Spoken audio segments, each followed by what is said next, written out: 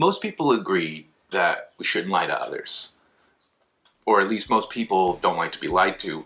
But is there a way of telling the truth that is just as bad as lying? Let's consider.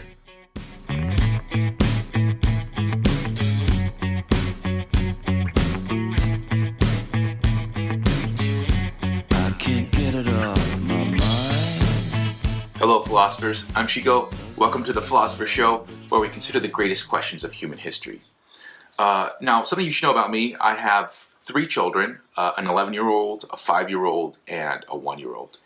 And it's been very important to me since they were very young that I not lie to them. That was a big deal for me.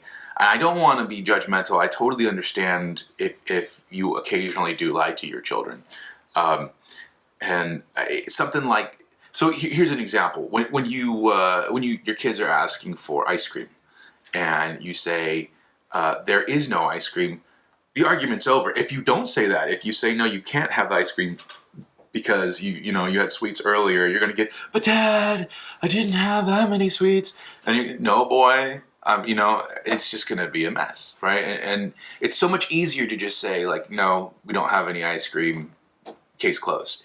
But what if you said something instead like this? Dad, can I have some chocolate ice cream? And you say, you know what? We're all out of chocolate ice cream. And you happen to know that there is Rocky Road ice cream, or maybe even vanilla ice cream, because Rocky Road has chocolate and ice cream in it. You could say, hey, we're all out of it. You know that they won't find out that there's vanilla ice cream. You know that they would want to know that, right? Let's say that they just didn't happen to know that vanilla ice cream is there, and that happens to be their favorite. You not divulging that information, some would say, is, being deceptive. Is it deceptive? Is it a lie, even though you're telling the truth? Let's delve a little bit deeper. How do we communicate in the first place? Typically, you think the way that 2 people would communicate is one person uses words, those words have like a literal meaning, you receive the sounds, or you see the scratches on the paper, and you translate that into the whatever meaning that it has. Case closed, you have been communicated to. The interesting thing is, that's typically not all that happens. So there's a philosopher named Paul Grice that has done some fascinating work on philosophy of language. And if you don't know, if you're new to philosophy, linguistics and philosophy tend to just intermesh a ton. And language is incredibly important for philosophy. It's almost like math to physics, language and logic, I would say, together. Philosophy has a lot to say about language, but not everything. Science has a lot to say about language as well, and the two have to kind of come together in these new and interesting ways. Well, so Paul Grice has identified a few what he would call maxims of communication. He calls them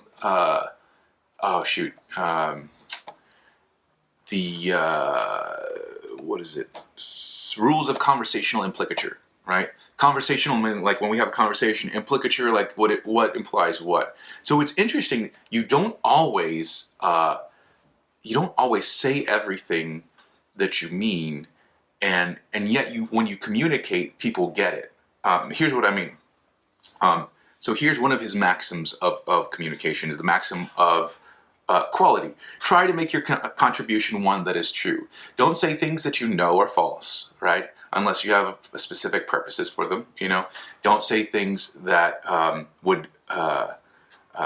you wouldn't be able to prove, or you don't have very good evidence for. People would get upset if they find out. Let's say you say, "Oh yeah, you didn't know the governor of California is corrupt," right? I'm not saying he is at all. I'm not saying that, man. I'm just saying like that. This is let's say somebody throws that out there, and you're like, "Oh wow, what makes you say that?" And the moment you say, "I have no reason for saying that," people get upset. They think, "Oh, why would you say something like that?" When notice that, like, why would you even say that? You assume that when I make an assertion, I have some kind of evidence for it.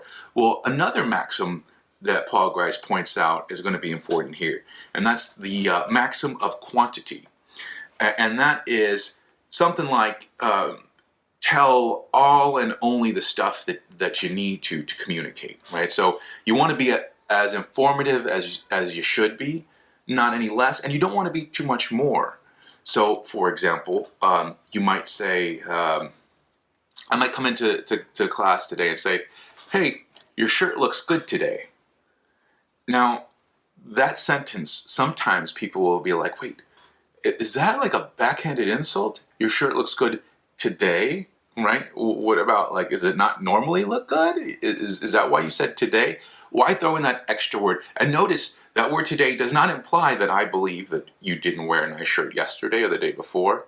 But then why would I say that word today? So if we make things too specific, if we give too much information, it seems like it would imply something about, what we actually think.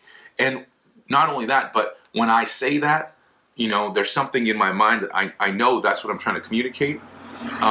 And when you hear that, you are assuming the same thing. Like, he would not be giving me this extra information if it were not for some specific reason. You might also communicate things by leaving stuff out. So, for example, let's say you say, "Yeah, we should hang out sometime," right? And I'm like, "Yeah, let's hang out sometime." Now, when I say that sometime, although it may be the case here that maybe that's not a great example. I don't know. In California, man, like, that's the way we typically, if you don't want, if somebody doesn't want to do something, they just act super vague about it. "Yeah, that sounds like a great idea. We should definitely do that." When they talk like that, they don't want to do it, right? Instead, if they want to do something, they're going to be specific. "We should do that, like, next week." "Yeah, is there a day that you want?" Then they'll get specific. But if one of the people is like, "Yeah, great, of course. Yes, anytime," you know that they don't really want to do it. West Coast friendship, I don't know. So in any case, when you say that sometime, you might look at it this way. You might look at it, being so vague, not being specific, is communicating to you, like, that you don't really want to do that. But that might just be in California. I don't know. I know people in Texas, because I lived in Texas for a while. I know people in Texas just be like, "No, that sounds stupid." So if you're Californian, that might be a way that you communicate. And this is even something that's been identified in logic. So, for example, if I were to say, "Some of you passed." Let's say I came in, I'm your teacher. Some of you passed the quiz today. Now, that doesn't imply that some of you did not pass the quiz, logically speaking, right? And by the way, if you're interested in this, I'm going to put up. I've taught logic for a long time now, and I'm finally going to put up some classes that people could take. So look for that. I've got most of them, a lot of them written, I should say, and I just need to record it, and then we're going to put them up, and it's going to be awesome. So in my logic classes, oftentimes people get this confused. I'll say, if I say "some of you passed," I'm not saying that some of you did not pass. I am making the claim that one or more persons passed in this class. However, why would I say it that way unless I was trying to imply that some of you did not pass? So it's confusing because although literally speaking, the words don't imply that, when we're communicating, they do. You wouldn't have been leaving stuff out if you didn't know that I was going to imply that some of you did not pass. So that is something that we're going to be talking about today with deception. You can also use this kind of a thing to deceive people, even when you're not lying, even when you're not telling the truth. So, for example, I told you I have 3 kids. My 11-year-old rips on the Carver skateboard. I don't know if most of you guys probably have no idea what I'm talking about. Carver skateboard is supposed to be like a surfboard skateboard. That the skateboards don't work like surfboards usually, so this one's built so it will. Any case, my 5-year-old watches him and desperately wants one. We got a handboard and it doesn't work as well. The Carver is incredible. Carver not a sponsor, but hey man, hit me up, Oh, and I am sponsored. I guess I should have said that at the beginning. I am getting sponsored by On a Mission Surf, surfboard bags and leashes. Check them out on oamsurf.com. Back to the mission. I looked on Facebook Marketplace, which is questionable. I don't know. I've sold some stuff. Great. I've gotten some questionable people. and I've bought some stuff that is good, some stuff that is not so good. I looked on there, I saw a carver for 50 bones. I hit the person up, and I specifically thought, I know some people are questionable on Facebook, so, hey, is there anything wrong with the skateboard? And the person gets back at me, no, nothing's wrong with the skateboard. I go in, I give my 50 bucks, meet them up at Costa Mesa, right? And yeah, shady, man. Like this thing, the wheels are about to be rubbed to the point where they're unsafe. They're going to have to be replaced. The bearings are all jacked up.